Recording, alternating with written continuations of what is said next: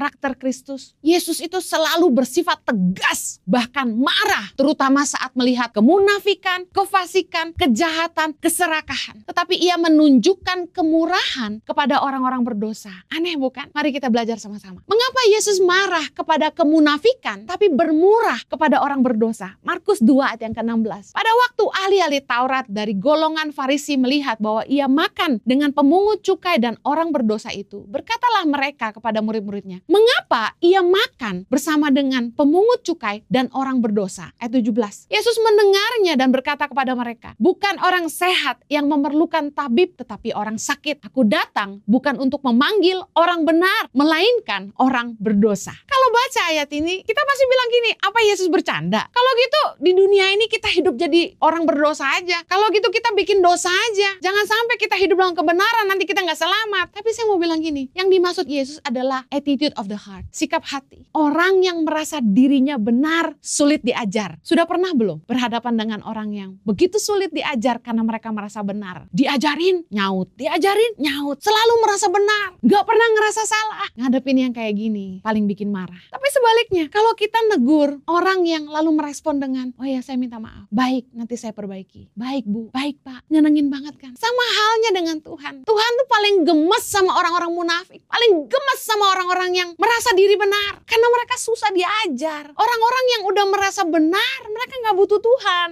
Apalagi orang-orang fasik, para Farisi, yang cuma tahu kebenaran tapi tidak melakukan. Menarik sekali dalam pelayanannya, Yesus mengajarkan kepada kita untuk tidak menghakimi. Yohanes 8 yang ke-7. Dan ketika mereka terus-menerus bertanya kepadanya, ia pun bangkit, berdiri lalu berkata kepada mereka, barang siapa di antara kamu tidak berdosa, hendaklah ia yang pertama melemparkan batu kepada perempuan itu. Lalu ia membungkuk pula dan menulis di tanah. Tapi setelah mereka mendengar perkataan itu, pergilah mereka seorang demi seorang, mulai dari yang tertua. Akhirnya tinggallah Yesus seorang diri dengan perempuan itu dan tetap di tempatnya. Keren banget. Waktu begitu banyak orang menghakimi perempuan yang kedapatan berbuat zina ini, Yesus dengan santai bilang, kalau kamu tidak berdosa, silakan yang pertama kali lempar batu. Kenapa mereka pergi semua? Karena mereka sadar bahwa mereka semua juga bikin salah. Tapi kebanyakan kita, karena merasa benar, kita pintar banget menghakimi orang. Kita pintar banget melihat celah dan kesalahan orang lain. Kita pintar banget ngupas firman buat menghakimi orang lain. Kita gali firman, bukan karena mau belajar, tapi kita mau pakai ayat itu buat nyerang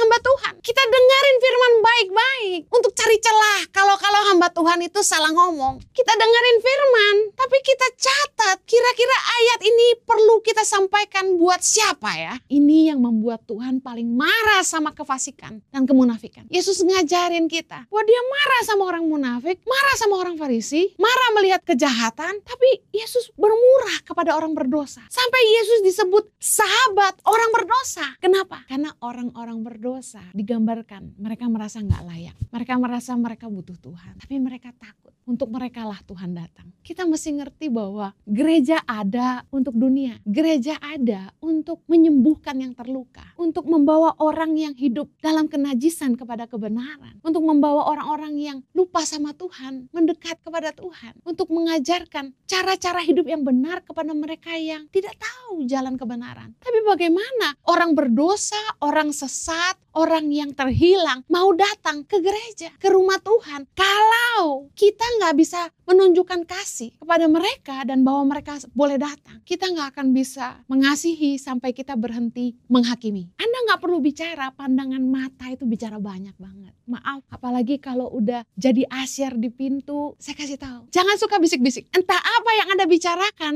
orang melihat Anda bisik-bisik akan selalu berpikir bahwa Anda ngomongin mereka.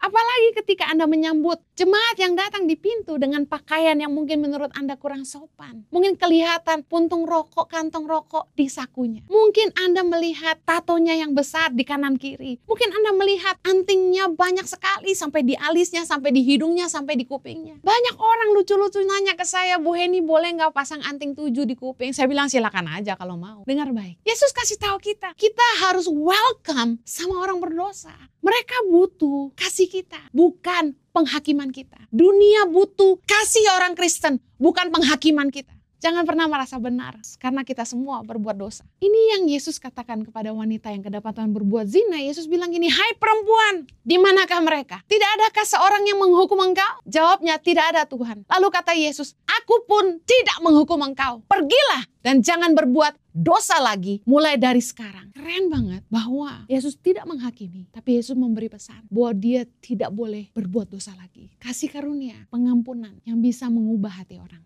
Bukan penilaian dan penghakiman kita. Matius 7 ayat 1 Yesus bilang, jangan kamu menghakimi supaya kamu tidak dihakimi. Saya pernah dengar seorang teman hamba Tuhan bilang, jangan jadi anak sulung yang terhilang di rumah sendiri. Haleluya.